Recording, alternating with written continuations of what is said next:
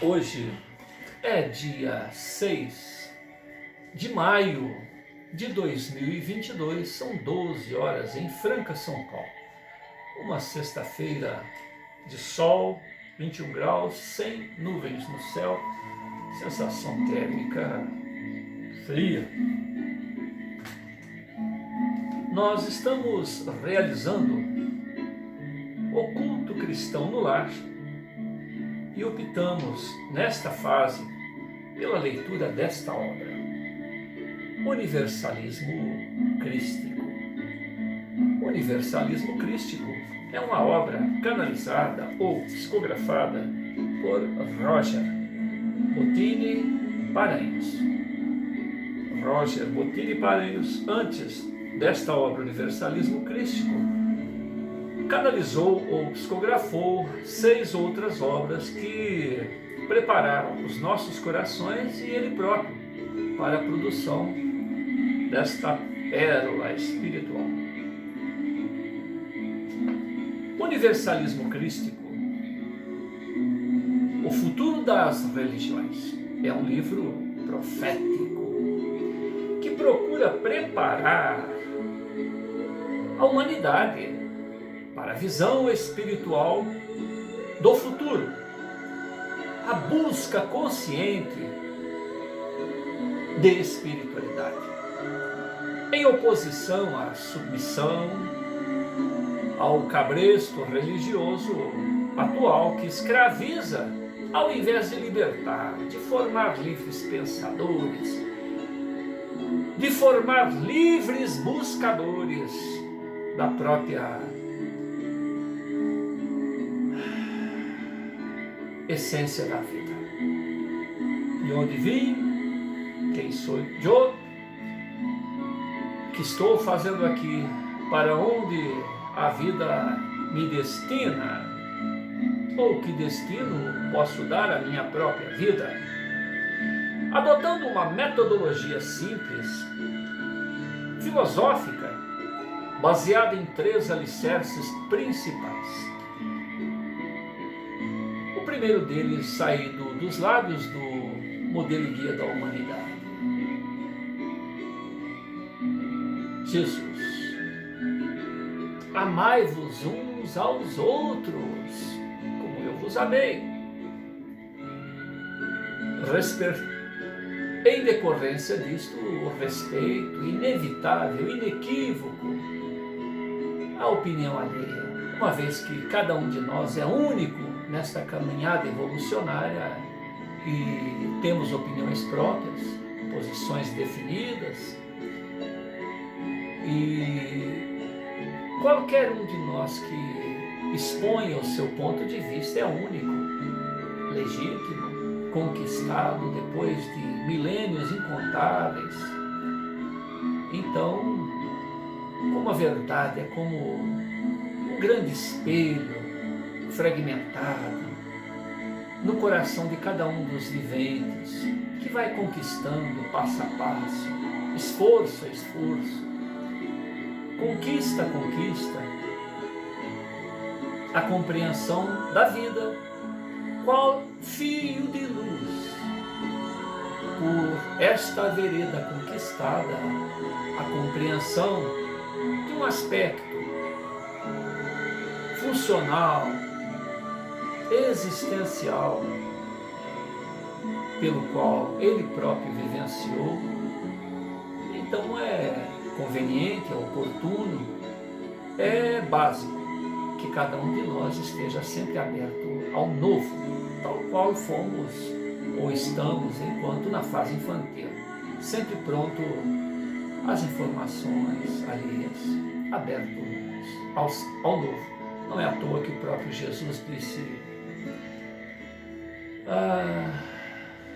as crianças pertencem ao reino dos céus. Ou seja, a fase infantil permanente em nossas vidas, como eternos estudantes, eternas crianças, sempre prontas às orientações daqueles que se posicionam como nossos mestres, nossos pais, nossos orientadores, nossos tutores, deste ou aquele Jair, Então, nos colocando nessa situação, sem querer impor a nossa verdade, mas pelo contrário, estar mais aberto a ouvir do que a dizer.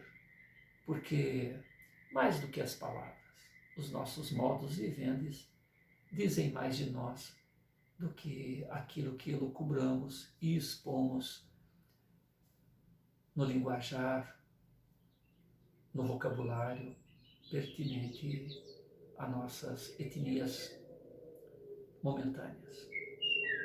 Como seguindo alicerce para o universalismo crístico, nós temos a compreensão e o reconhecimento, além da própria imortalidade, a nossa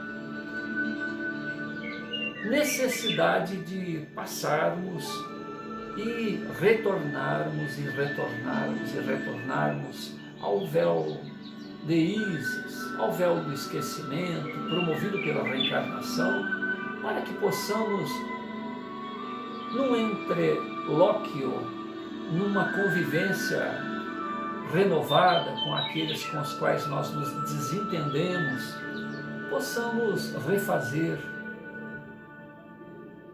a empatia. Afinal de contas, todos somos um e um somos todos. Estamos ligados à fonte criadora de maneira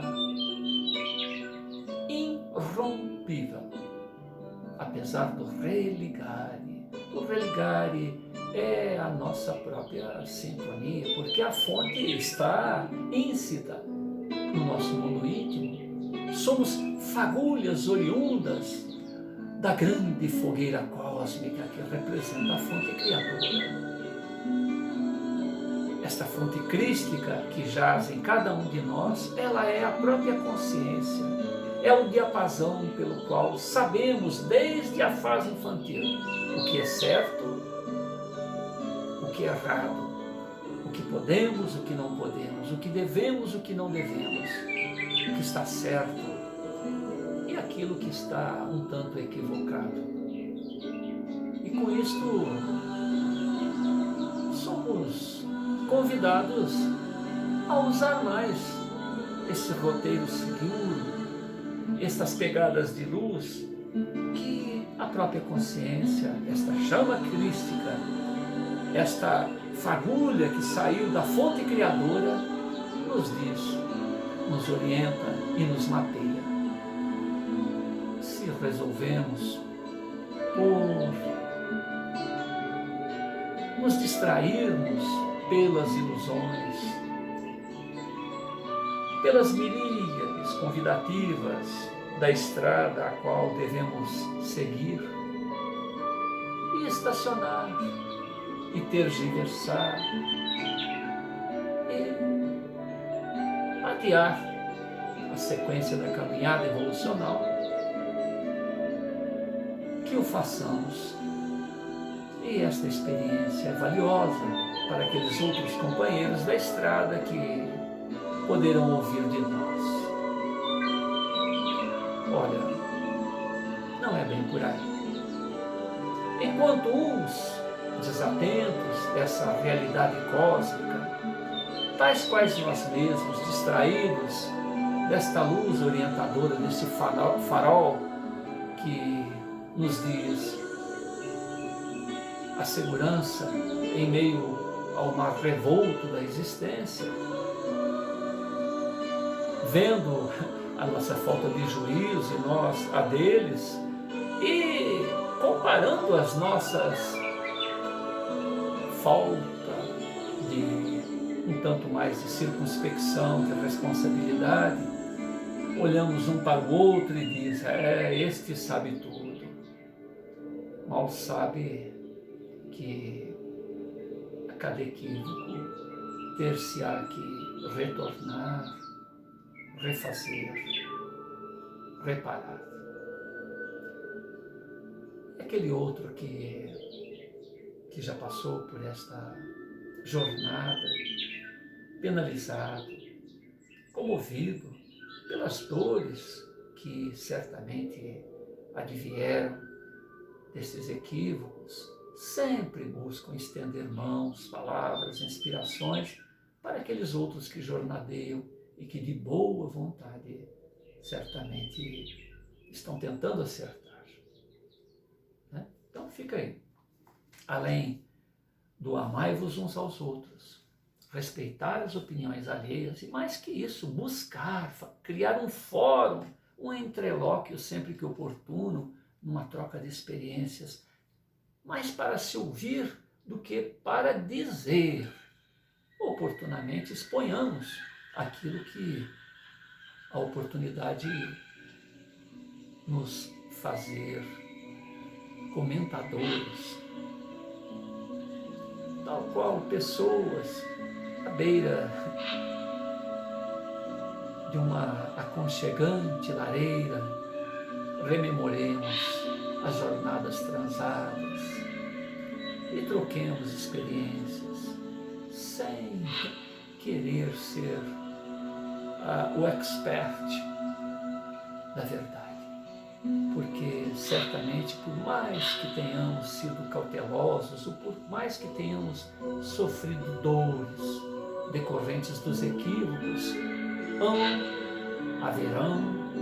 houveram pessoas que aproveitaram melhor as experiências,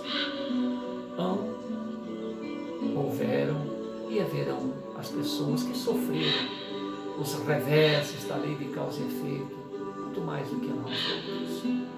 Então, como segundo alicerce, as experiências transadas, as reencarnações milenares, o nosso ir e vir, construindo, refazendo, é de muita valia.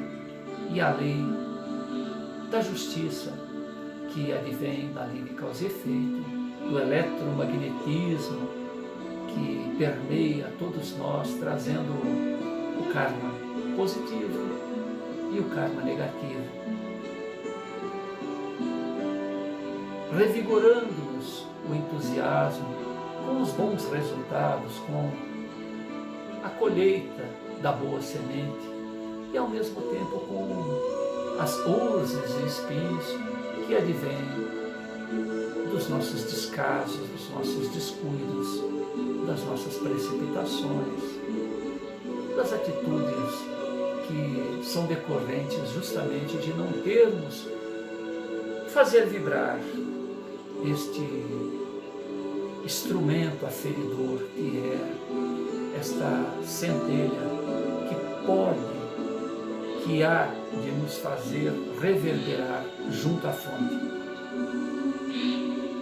A prece é o sopro divino desta sintonia, é a energia que liga o autor da vida a cada um de seus filhos. E finalmente, onde quer que estagiemos, tenhamos o que tenhamos feito de nós mesmos. É um evolver, é daqui para frente.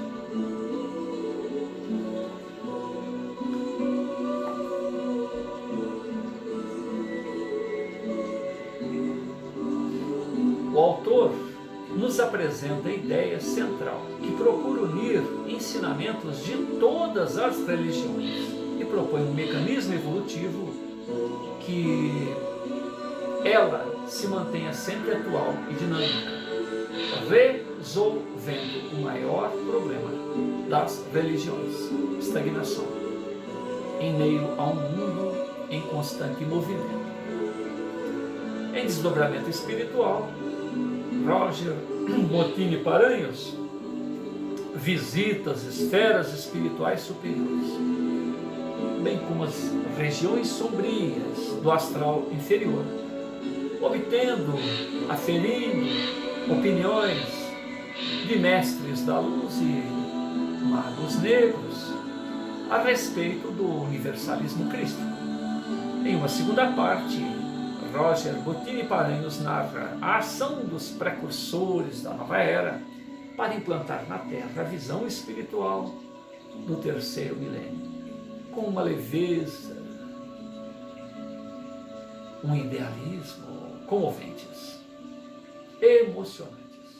O jovem Rafael, orientado pelo alto, ao lado de sua alma gêmea, Érica, impressiona multidões com a sua sabedoria e lucidez espiritual, inspirando os idealistas, silenciando retrógrados ortodoxos. Um livro que funde os estilos já apresentados nas obras do mesmo autor, uma delas sobre o signo de Aquário e a outra, História de um Anjo.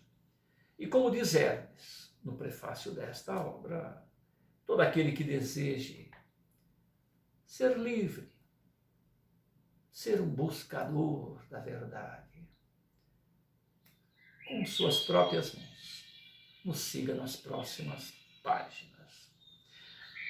Nós estamos em um momento em que Rafael, 15 dias depois de ter apresentado um fórum, criado junto com os amigos, uma oportunidade de expor justamente esta tríade, esses pontos de vista que nós nos referimos.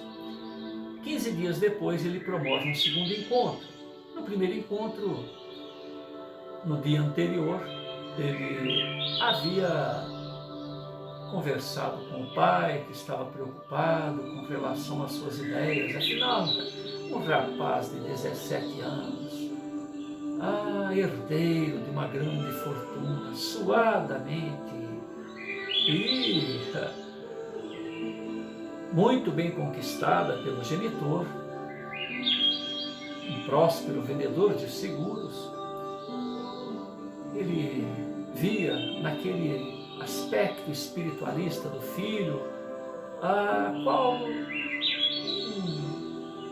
ingênuo religioso que certamente iria dissipar as suas conquistas, talvez vendendo tudo, doando para os pobres, tal qual um monge franciscano, vivendo aí com o seu robe, com a sua túnica marrom, chinelo ao meio do dedo, caminhando ali e aqui.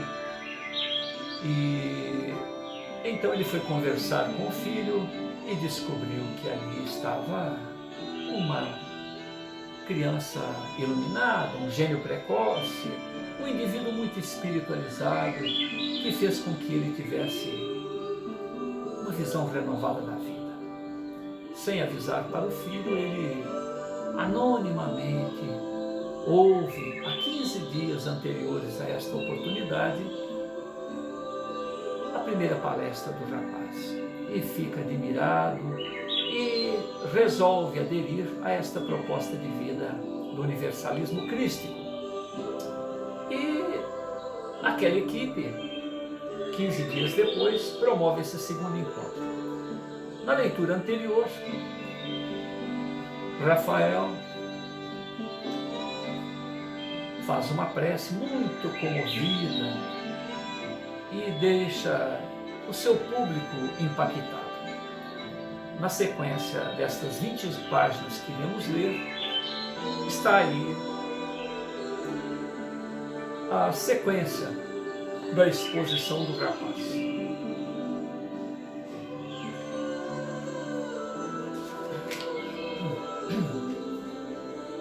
Rafael, depois de concluir a oração, manteve-se por alguns instantes com a mão apoiada sobre a grande mesa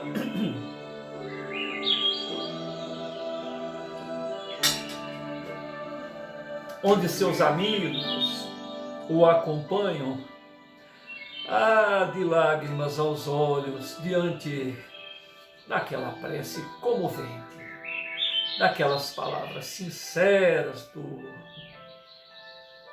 inspirado palestrante.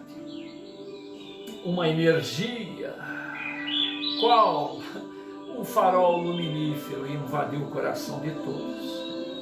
A vontade de Rafael de despertar a humanidade era tão grande, algo quase que incompreensível, que se despojava de seu coração bondoso de uma maneira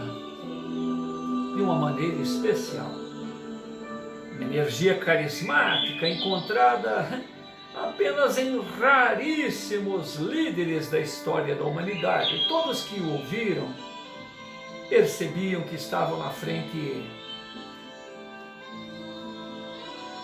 aparentemente, de um garoto, 17 anos, cabelos castanhos, longos, sedosos, caídos ao ombro, os seus olhos brilhantes, a sua boca bem formada, dentes bem postos, e a vibração de suas palavras eram tão dúlcidas que o seu semblante e o tom de sua voz fariam lembrar o próprio Nazareno no Monte das Oliveiras. Haviam algumas freiras sentadas bem à frente, próximo ao palco, e confabilavam e trocavam colóquios entre si. Estavam diante do Messias, praticamente, não há dúvida. O Espírito Santo de Deus está com esse rapaz, com este garotinho de 17 anos. Em silêncio. Mal Rafael abria sua boca e todos já absorviam aquela abundante energia que espargia do coração daquele rapaz. E trazia e mantia todos num êxtase inenarrável, numa docíssima atmosfera de alta espiritualidade. Até mesmo aqueles que, mal intencionados, estavam ali para dar o seu pitaco como advogado no diabo, diante daquela emoção espargida, de maneira sincera, humilde, daquele palestrante, dizendo que, olha, eu estou aqui expondo as minhas ideias, mas se eu estiver errado, por favor, me corrijam. Digam onde está o equívoco das minhas palavras. Busco os meios para que nossos corações permitam em nos tornar melhores e sendo melhores, em consequência, deixando de ser problemas, podemos fazer parte da solução dos problemas sociais. Então, vamos dizer assim, esses que estavam ali para jogar areia no angu do rapaz, através de suas contestações já previamente preparadas, tiveram que se render à paz de espírito que ali encontraram. Paz de espírito esta que contagiou até o último daqueles que traziam lá suas reservas. Os mais sensitivos, então, sentiram, viram, perceberam as irradiações de luz que, tal qual fulcro inenarrável, partiam daquela dúlcida e esclarecida alma. E radiações de quintessência que se espardiam pelo amplo auditório.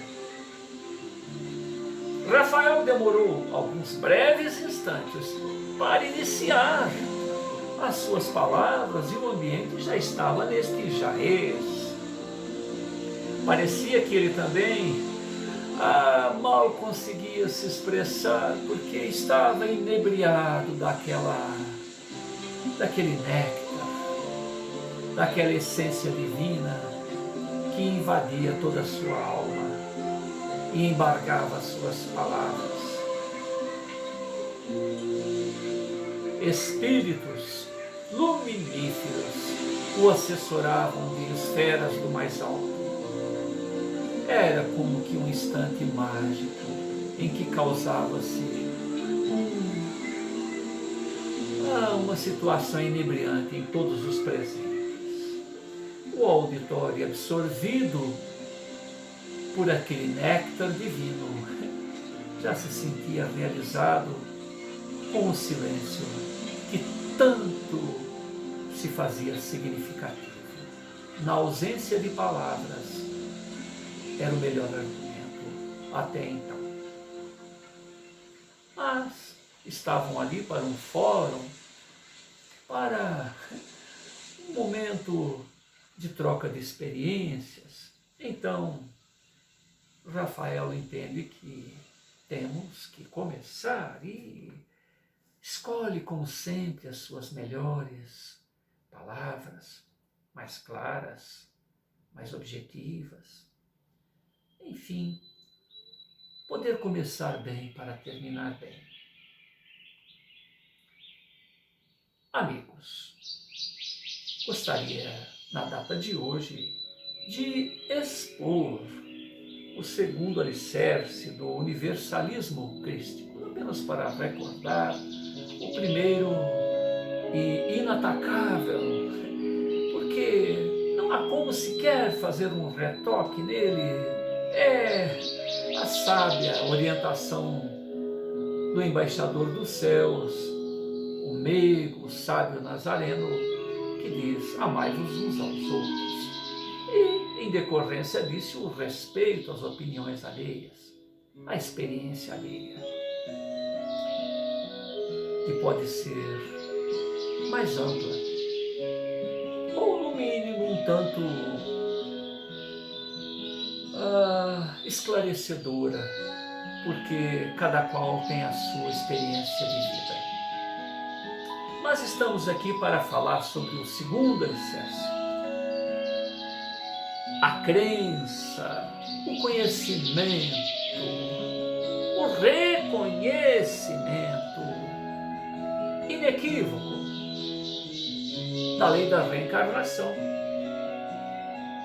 e, consequentemente, do mecanismo pelo qual esse processo reencarnatório permite o expressar, o evidenciar, o fazer acontecer da justiça do Pai, da justiça amorosa e consequente, responsável do Altíssimo, a lei do karma, o karma positivo, o resultado a 100 a 1000 por 1 das boas sementes semeadas pelo caminho, e o karma negativo, decorrente do eletromagnetismo, da antimatéria agregada ao nosso ser, junto à qual nós teremos que fazer, refazer e nos acertarmos com os equívocos da estrada. Coloco esta como uma verdade relativa por enquanto, apesar de tantas e tantas oportunidades em que se pode demonstrá-la nos gênios precoces, nas crianças que se recordam de uma ou de várias encarnações anteriores, das crianças que logo na primeira infância falam vários idiomas. No Brasil, por exemplo, nós temos o caso de uma criança que mal se expressa na língua pátria e, no entanto, se expressa em inglês.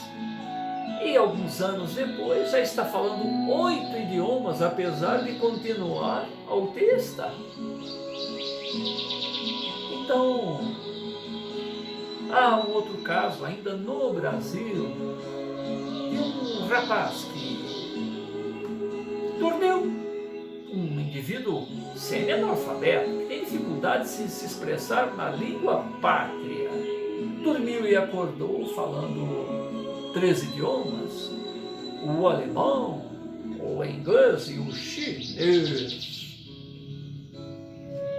Explicação. 3 ETs me visitaram esta noite e acordei falando esses 3 idiomas. Como isso é possível? Os sinais de nascença, marcas aqui e ali no corpo e por indução hipnótica profunda, essa criança rememora em outro momento encarnatório, algumas dezenas de anos ou talvez até século, rememora a causa daquela marca. Então, nós estamos aqui para expor, para apresentar os nossos pensamentos, as nossas elucubrações, os nossos estudos a respeito do tema. Então eu acredito que esse segundo alicerce, a princípio, a compreensão. Depois o reconhecimento através de fatos, através de buscas, de pesquisas, para comprovação desta, vamos dizer, verdade secundária, discutível, postas à mesa para debate. A esta verdade, diferentemente da primeira, apresentada na semana passada, trataremos como verdade relativa. Isto porque não temos ainda, vamos dizer, elementos suficientes para testar, para que faça com que cada um dos ouvintes diga: ah, é verdade, é verdade. Isso, então, forneceria uma autenticidade indiscutível. Mas estamos aqui para um fórum, para um colóquio, aonde de tempos em tempos afirmaremos, reafirmaremos e até mesmo, se necessário, nos excusaremos de determinados pontos de vista. Mas está aí para um debate amplo, sincero, sereno, sem querer de nossa parte ou da parte adversa ou diferente, né, do contraditório, digamos assim, querer impor pontos de vista, mas expor as suas próprias experiências. Iremos hoje expor argumentos que nos levam a crer que Deus sequer poderia ter a condição de justiça soberana se tivéssemos apenas uma única existência diante de tantas adversidades, de tantas aparentes injustiças, olhando a vida simplesmente do berço ao túmulo. Peço a vocês, tal qual fiz a semana passada, que todos se rendam aos preconceitos,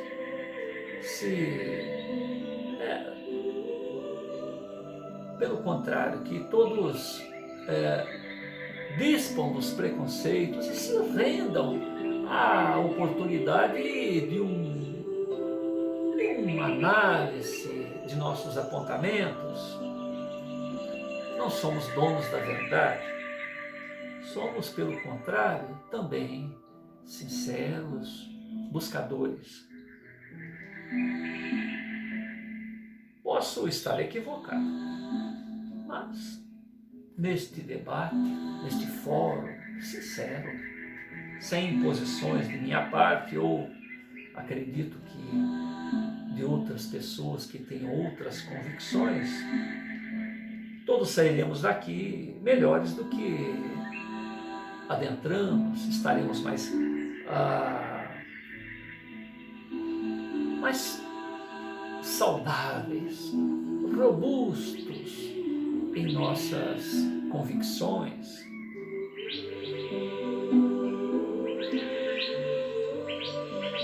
levando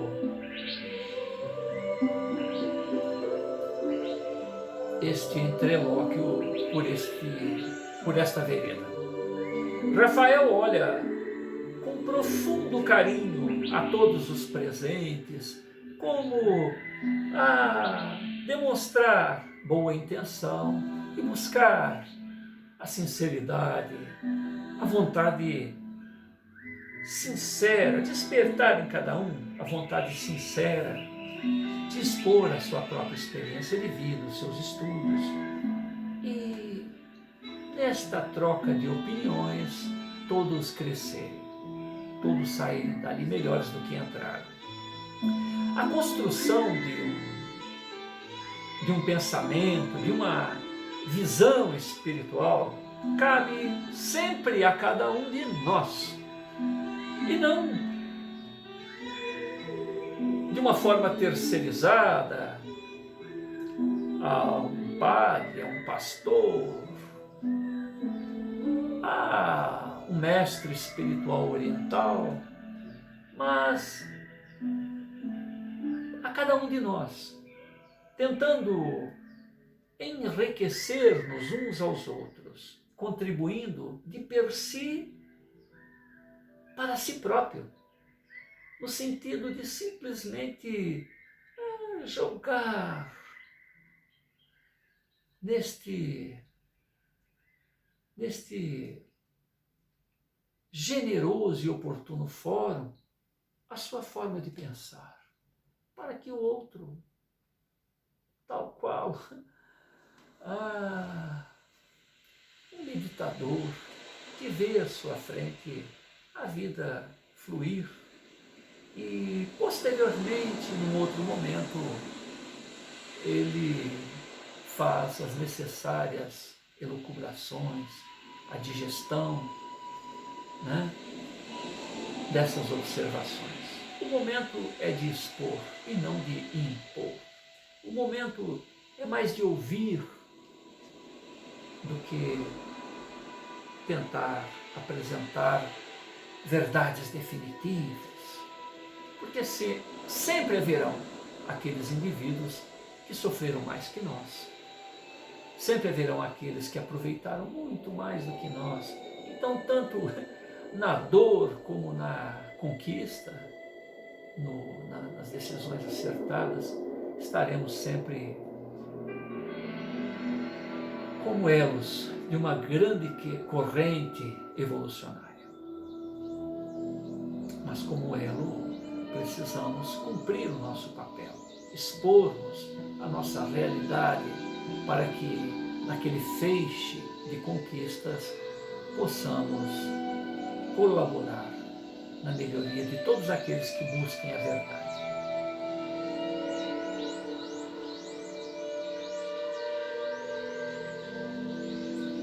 A reencarnação sempre foi aceita entre as antigas religiões. Os sacerdotes iniciados desde tempos da antiga Suméria e mais remotamente na extinta Atlântida. Entretanto, essa crença não era compartilhada pelos poderosos de todos os tempos, que se achavam desconfortáveis com a ideia de que poderiam vir a reencarnar em um momento futuro como mendigo, como escravo. Enfim, por esse ou aquele motivo, a reencarnação ficou relegada a um universo restrito dos sábios e dos sacerdotes. A crença das múltiplas existências, além de ser um tema complexo, era naturalmente indigesta para aqueles que desejavam se manter no poder, justificar-se perante a própria consciência pela manutenção de suas palavras impositivas, de seus privilégios.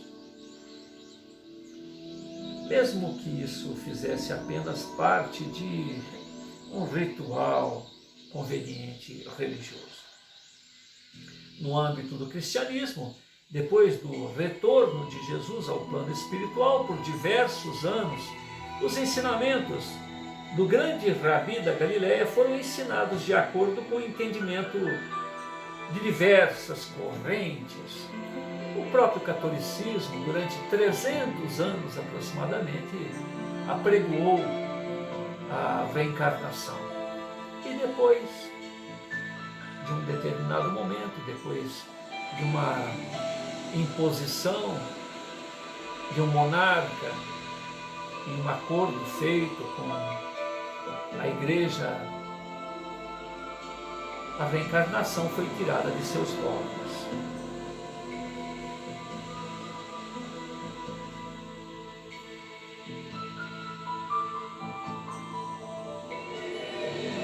No âmbito do cristianismo, depois do retorno de Jesus ao plano espiritual, por diversos anos, os ensinamentos do grande Rabi da Galileia foram ensinados de acordo com o entendimento de diversas correntes.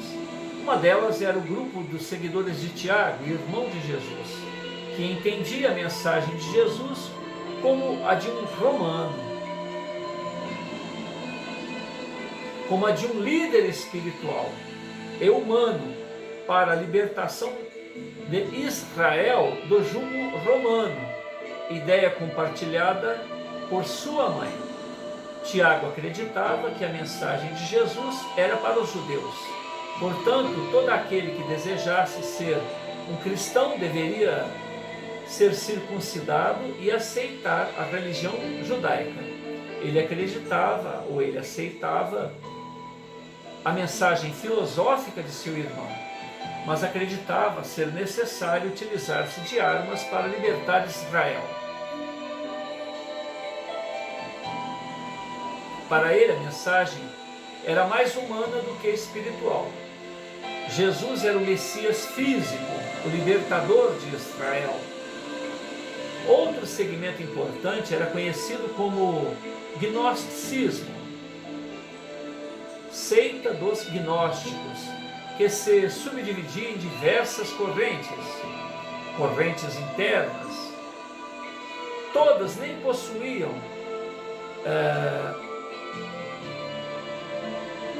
uma mensagem, nem todas possuíam uma mensagem coerente.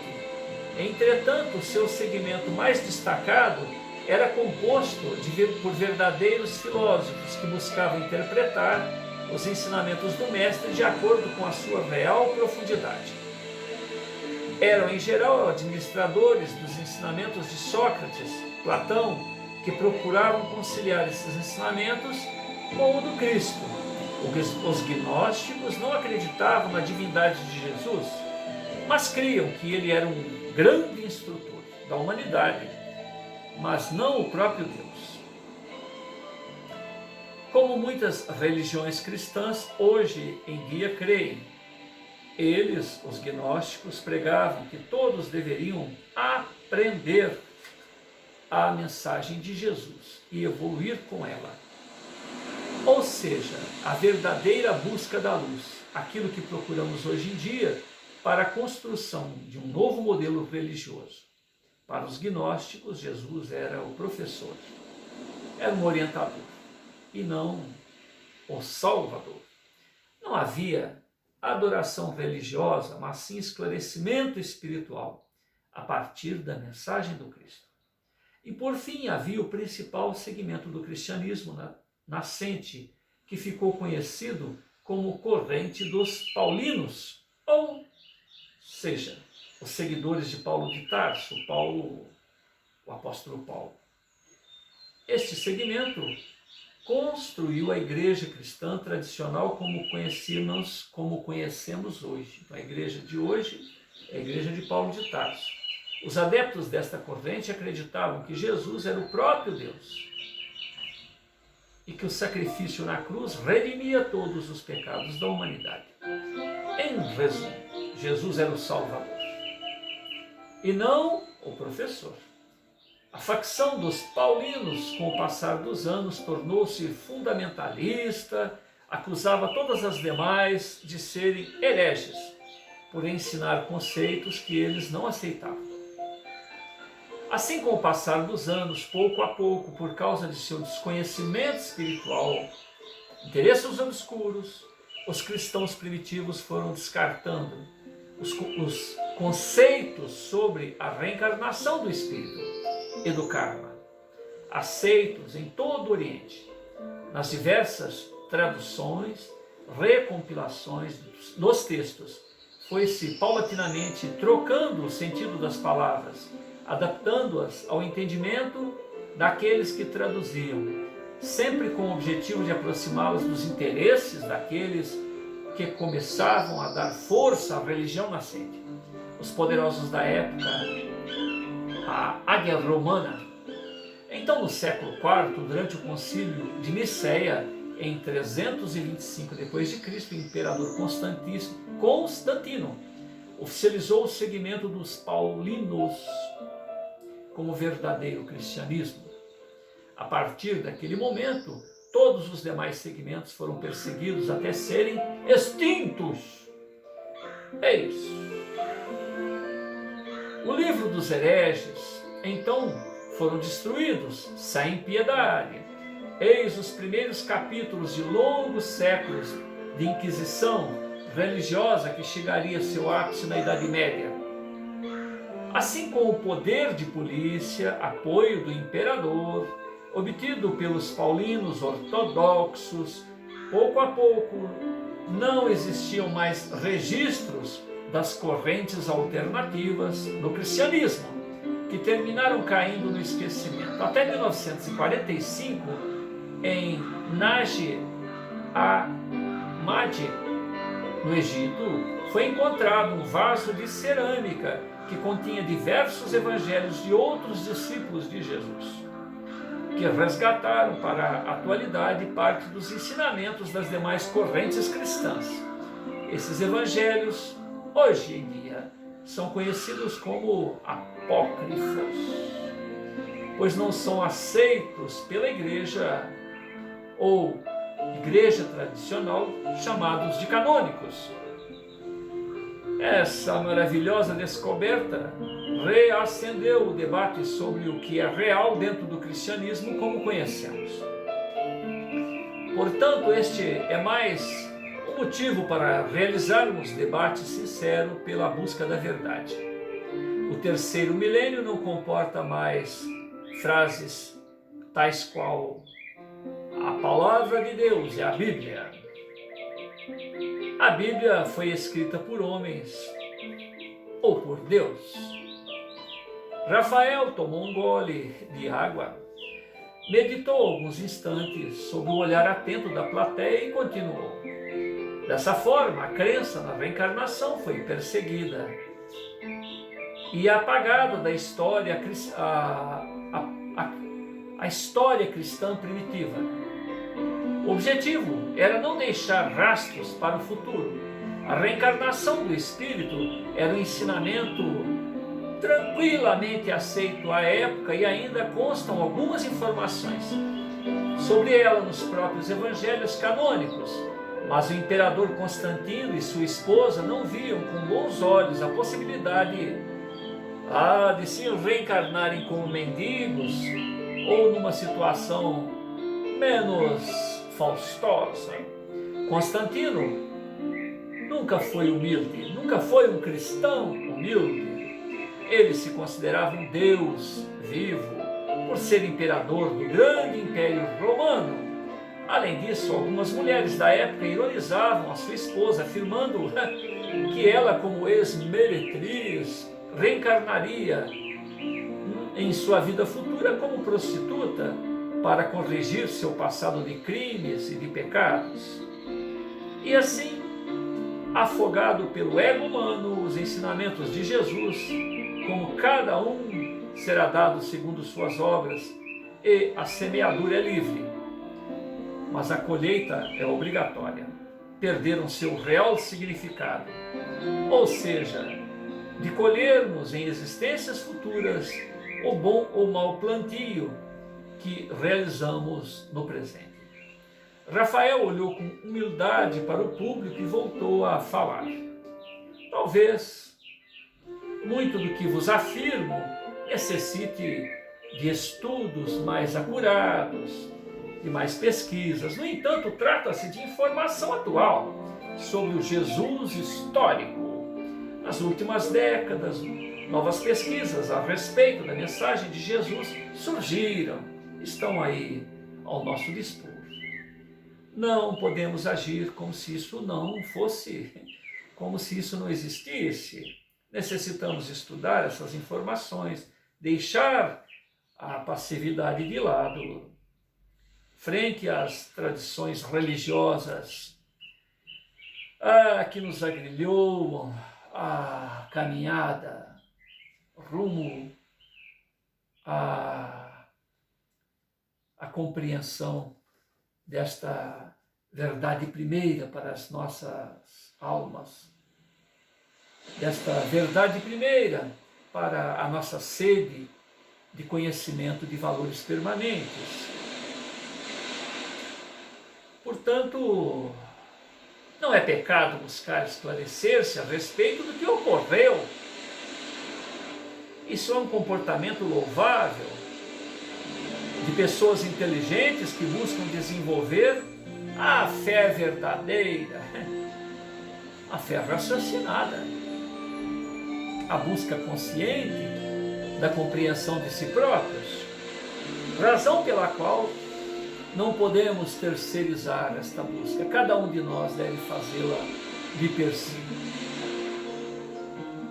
Silenciou por alguns instantes para ver a reação do público. Então continuou. Recordo-vos, referendo mais uma vez, a importância de colocarmos de lado o nosso ego, crenças pessoais. Busquemos um estudo imparcial a respeito de todas essas informações.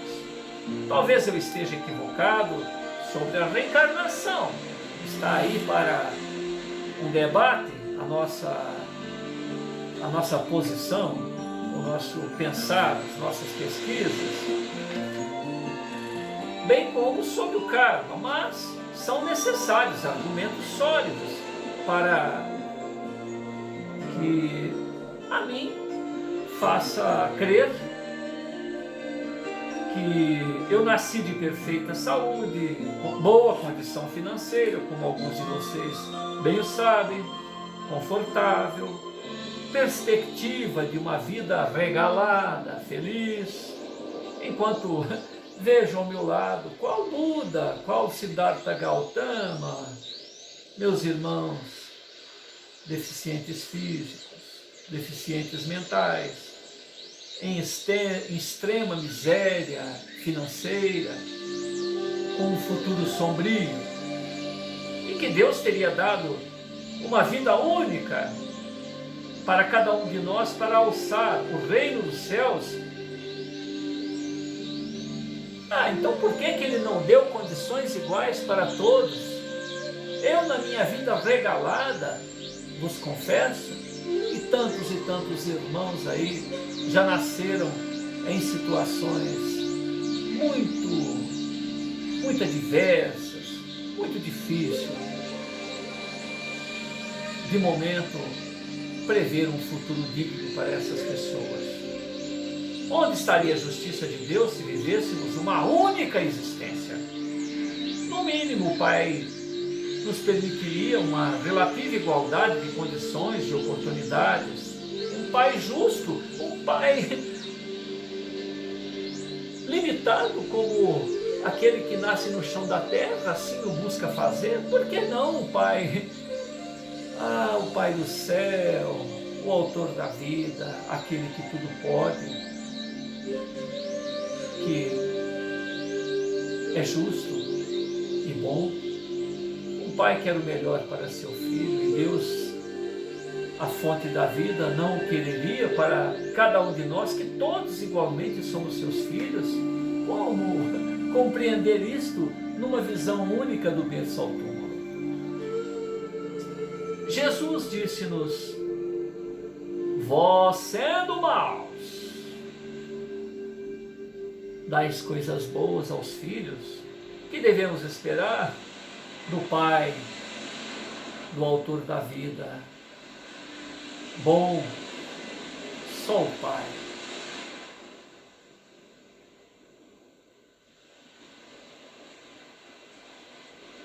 O que devemos esperar, então, deste ser perfeito?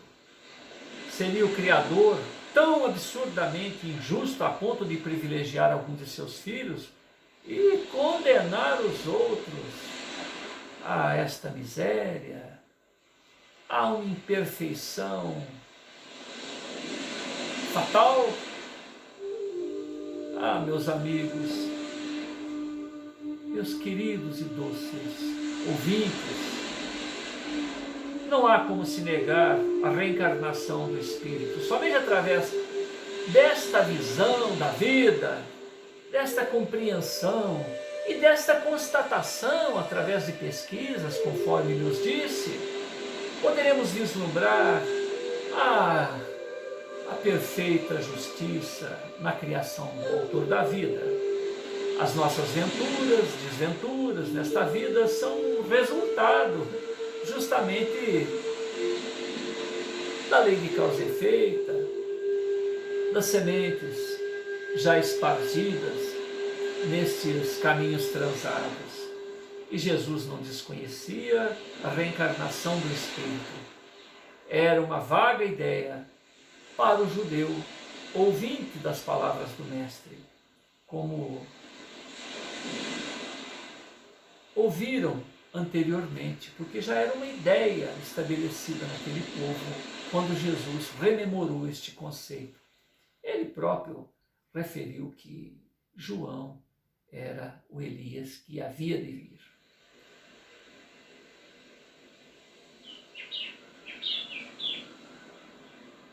O mestre, percebendo que o povo não conseguia assimilar seus mais elementares ensinamentos, preferiu deixar para o futuro o aprofundamento do tema, lançando apenas algumas dicas, algumas senhas aos discípulos e seguidores mais atentos.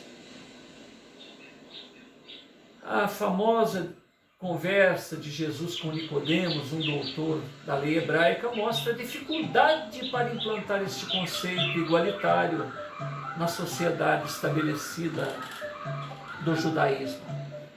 Se alguém não nascer de novo, não pode ver o reino de Deus.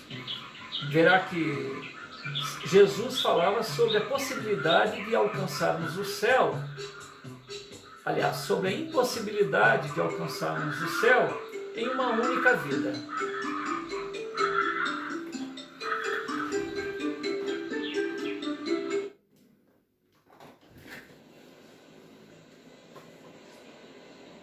Diz-nos o Mestre que devemos renascer da água, que é a matéria, e do Espírito, que é a renovação interior, a busca da evolução espiritual através dos diversos estágios evolutivos na matéria, pois é impossível atingir o ápice evolutivo em uma única existência. Rafael ergue os braços e convictamente prossegue. Ah, meus irmãos, o grau de perfeição para alcançar as esferas paradisíacas é muito alto para crermos ser possível com todas as nossas falhas atuais.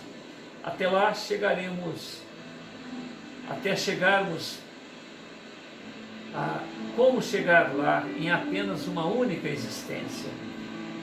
Se tivéssemos uma única vida, o céu estaria deserto e o inferno abarrotado de irmãos desviados da pureza máxima. A evolução espiritual é contínua, infinita, através de diversas reencarnações, sendo mera ilusão acreditar que, após uma única vida, ficaremos tocando flauta nos céus, sentados em cima da nuvem, enquanto uma legião de irmãos sofre eternamente nas zonas de trevas. A obra de Deus é muito mais sábia do que isso. O Criador jamais permitiria a perda de uma única ovelha de seu rebanho, como nos referiu. É o próprio Nazareno. É óbvio que a condenação eterna ao inferno é um contrassenso. Nem a lei humana, no Brasil pelo menos, prevê prisão perpétua. Pensemos nisso. Temos muito trabalho de autoaperfeiçoamento pela frente, pois a pureza de alma necessária para alcançar as esferas sublimadas do plano espiritual é comparável somente ao estado de espírito dos grandes missionários do alto, dos quais ainda estamos muito longe. E não se iludam, é comum encontrarmos pessoas que não acreditam ser dignas do céu. Entretanto, essas, em geral, são aquelas que veem cisco nos olhos do próximo e não enxergam os galhos entravados nas suas próprias vistas. Reflitamos. Se Deus nos desse uma única vida para conquistar o reino do amor e de paz, elevando os bons aos céus e rebaixando os maus às zonas infernais, Ele não seria um bom Pai, um justo Criador, como já lhes referi. Vejam quantas diferenças existem entre nós que estamos encarnados neste mundo. Alguns nascem saudáveis, perfeitos, outros com diversas deficiências físicas, uns ricos, outros pobres, alguns abençoados com vida feliz, outros com contínuas dificuldades de toda natureza. Como Deus poderia ser justo em uma única vida, colocando seus filhos em diferentes situações, com vistas a alcançar o mesmo objetivo, os pórticos celestes? Isso sem dizer daqueles que renascem, sem nem mesmo possuírem capacidade mental necessária que lhes permita optar pelo caminho de Deus ou do desregramento. Analisando desta forma, vemos que é inaceitável a crença de uma vida única, pois se agora formos observar algumas dificuldades, provavelmente então serão frutos de vidas passadas, de opções transadas. E se temos méritos, não devemos julgar ser fruto de uma graça divina, pois Deus não dá nada de graça aos filhos. Seria uma injustiça para com aqueles que não a recebessem. Tudo que recebemos é fruto das diversas existências que vivemos. As máximas de Jesus, a cada um segundo suas obras, a semeadura é livre, colheita obrigatória, são dicas, senhas perfeitas, alertas para a compreensão inevitável da lei de ação e reação que opera em todos os níveis da vida.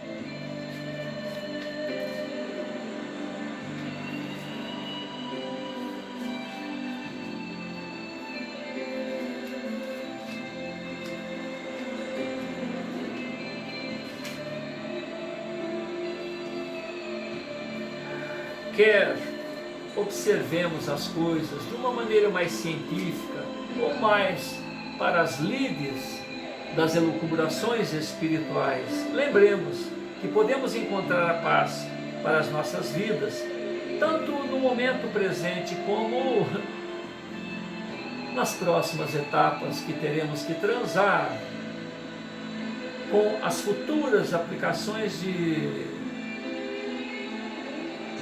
uma simples fórmula: amar ao próximo como a si mesmo e não fazer o outro o que não gostaria que te fizesse.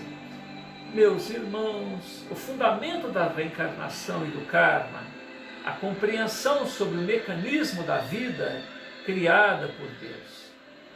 Quando praticamos o bem, encontramos os filhos com amor e dignidade. vivemos uma harmonia com os nossos semelhantes, auxiliamos na construção de um mundo melhor através das nossas ações do cotidiano. Estamos executando integralmente a etapa da evolução espiritual a qual fomos designados nessa encarnação.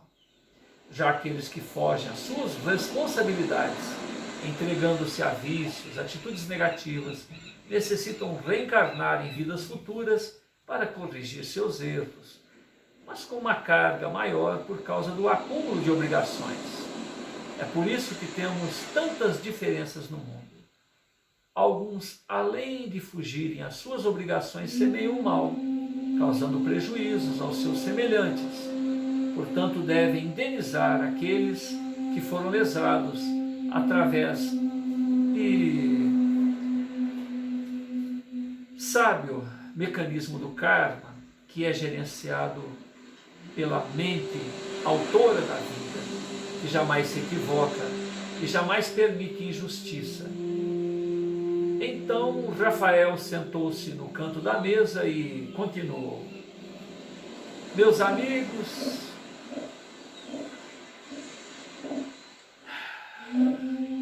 o convite do Pai, evoluir. Talvez seja essa a melhor palavra que resuma a ação do Criador em nossas vidas, em toda a sua obra.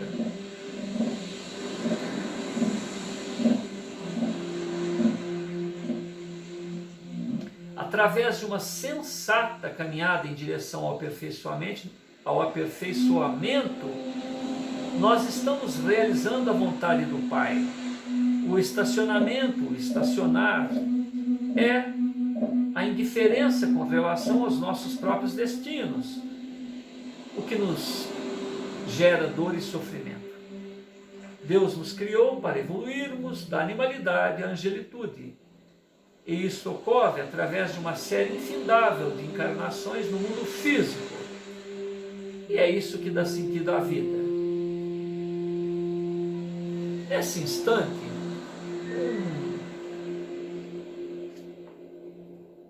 um ouvinte, reconhecidamente na terceira idade, portanto, respeitosa deverá ser a sua opinião naquele fórum, devido à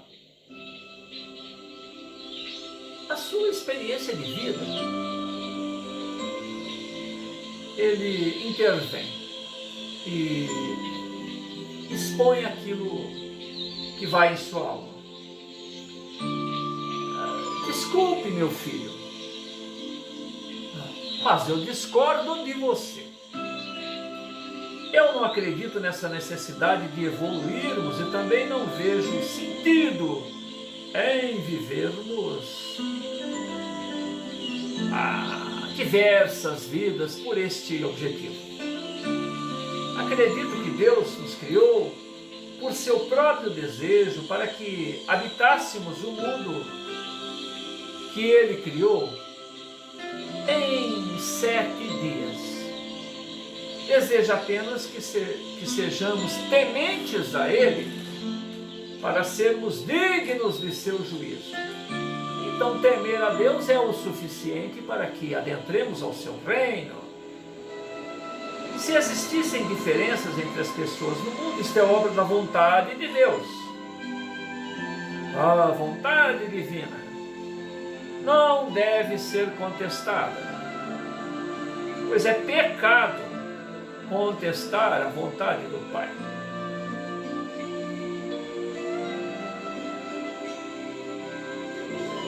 Então ele sugeriu que seria saudável que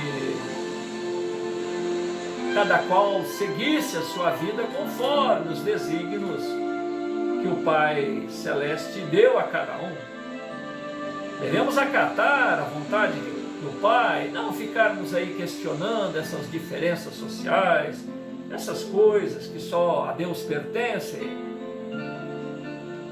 Basta que submetamos as suas leis, que estão na Bíblia Sagrada, literalmente, palavra por palavra, tal qual ali está.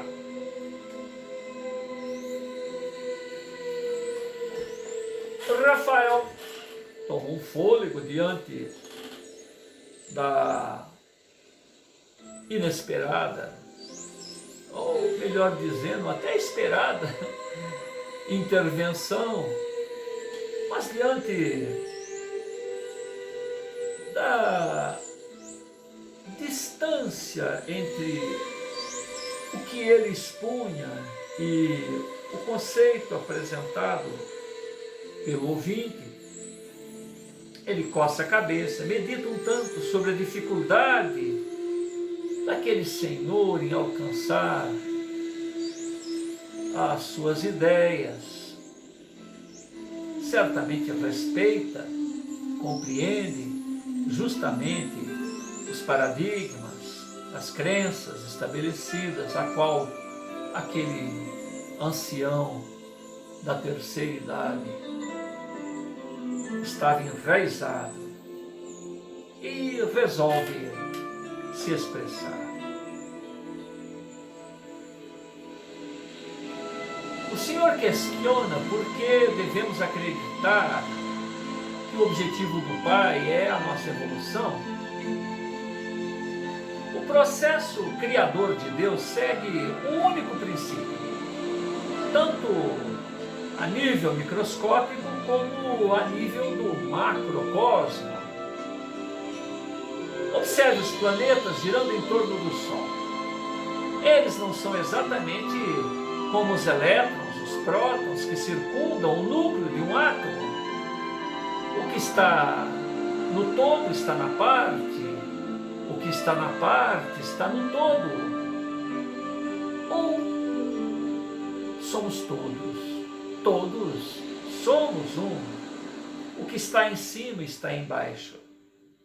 Na mesma referência, seguindo um mesmo princípio.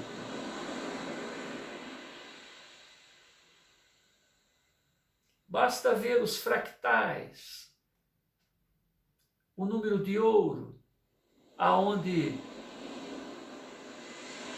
na intimidade da matéria, na intimidade fractal da matéria, tudo segue o mesmo princípio que a construção da relação do macrocosmo, dos astros entre si.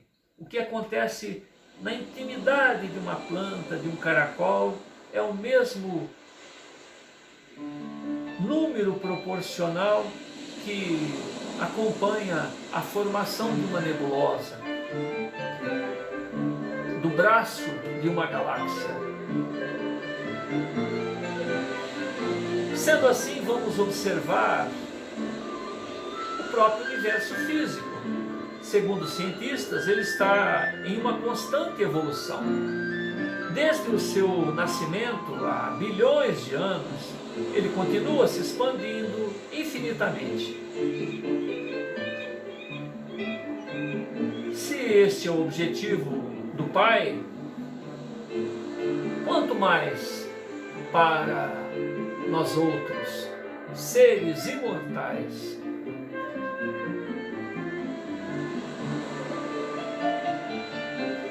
seus filhos e herdeiros. Um outro raciocínio: a evolução das espécies, comprovada através de Darwin, que ficou conhecida como darwinismo. Esse estudo nos mostra que todas as espécies de vida estão em constante evolução. Seria o mesmo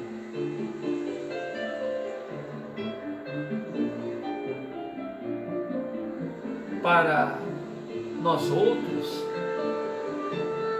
seres conscientes que evolucionamos rumo ao seio do Altíssimo?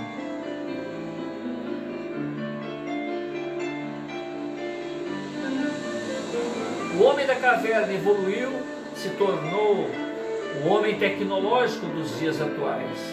Isso não seria uma prova de que Deus espera, induz, acompanha a evolução de seus filhos, evolução intelecto, moral, espiritual? um ciclo sucessivo que nos permite vislumbrar, através das eras, as indas e vindas de nós outros em indumentárias carnais sucessivas.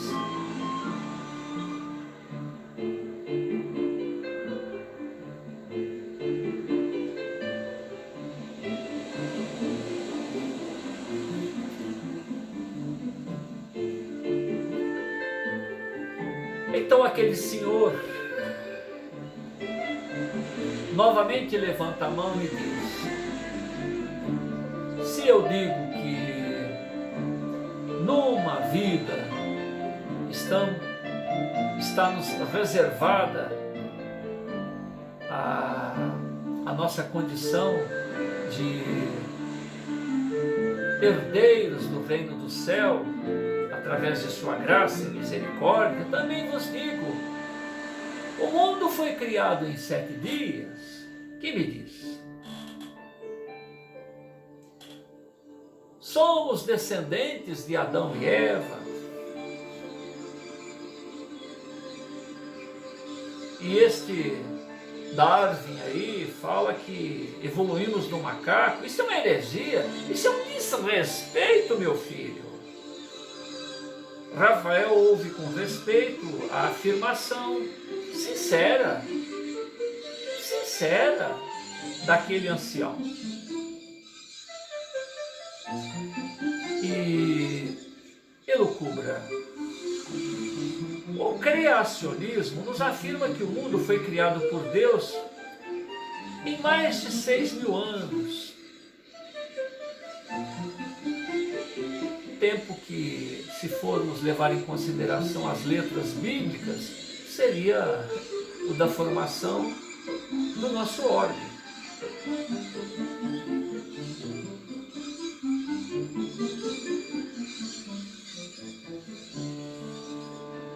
Seis mil anos antes do grande dilúvio bíblico. Se essa afirmação fosse verdadeira, como explicar ossadas de dinossauros há milhões de anos,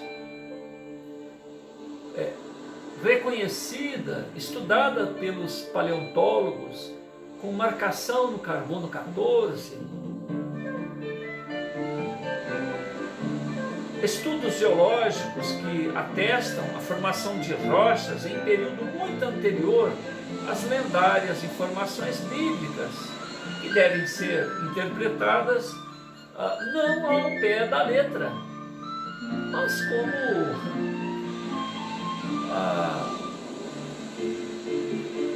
um processo simbólico, parábolas para a explicação de eventos mais complexos.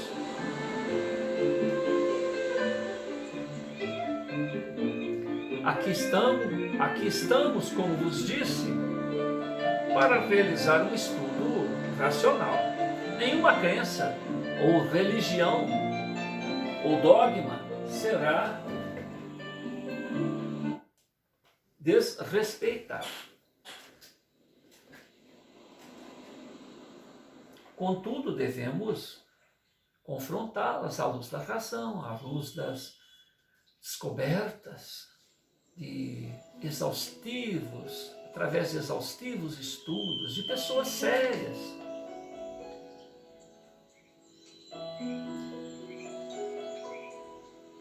As narrativas bíblicas devem ser interpretadas de forma figurada, metafórica.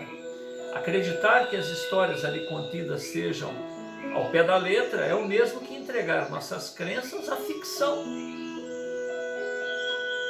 Devemos embasar o nosso raciocínio e não, tais quais crianças, vivermos de ficções lúdicas, raciocínios utópicos, que longe de somar à nossa vida valores permanentes, tergiversaremos os valores espirituais e os colocaremos em condição secundária em nossas vidas.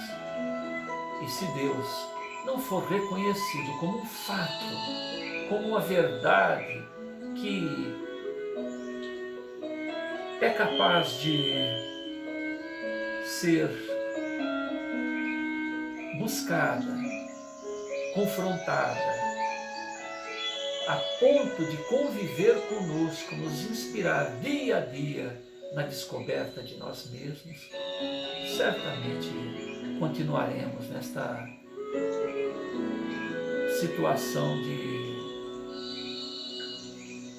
fingir que acreditamos, viver de formalidades e terceirizar as nossas próprias vidas, as orientações de lobos travestidos de mestres.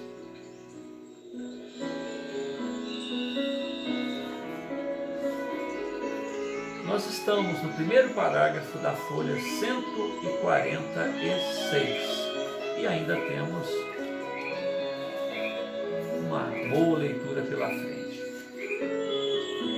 Nós vamos deixar essa próxima etapa para um outro bloco.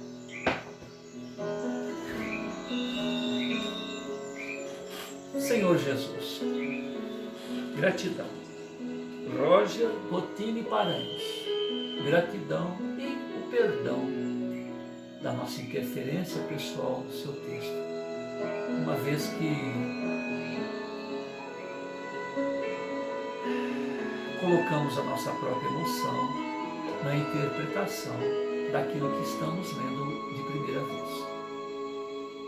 Mas rogamos a Akhenaton, Hermes e Ramatiz que nos abençoe no esforço e que permita que todos os ouvintes, e nós próprios acima de tudo, porque fazemos estas gravações para nossa rememoração, poderemos ouvir e reavaliar a nossa própria postura atual, momento a momento. Gratidão, Senhor, por esse encontro, por essas vibrações e por nos permitir poder falar contigo. Permitir que saiamos do nosso ouvido, da nossa necessidade primeira, que é estar contigo. E através desse refrigério, trazer a harmonia necessária para que os desafios que certamente hão de seguir nessa mesma data de hoje, junto aos nossos netos, junto à nossa esposa, junto aos nossos conhecidos, junto àqueles que participam de nossa jornada evolutiva, seja o melhor relacionamento possível, que possamos somar, ao invés de criar problemas, muito embora a nossa situação ainda imperfeita possa fazê-lo, possa criar espinhos, possa criar embaraços e que tenhamos que refazer este ou aquele conceito, esta ou aquela situação de um exemplo infeliz. Mas aqui estamos dispostos, sinceramente, para que o melhor aconteça. Vivemos agora, em maio de 2022, um grave instante de transição planetária, momento em que os nossos irmãos das regiões mais densas foram libertos para nos testar, para nos permitir o testemunho, para permitir que sejamos pessoas cautelosas, conscientes de nossas convicções,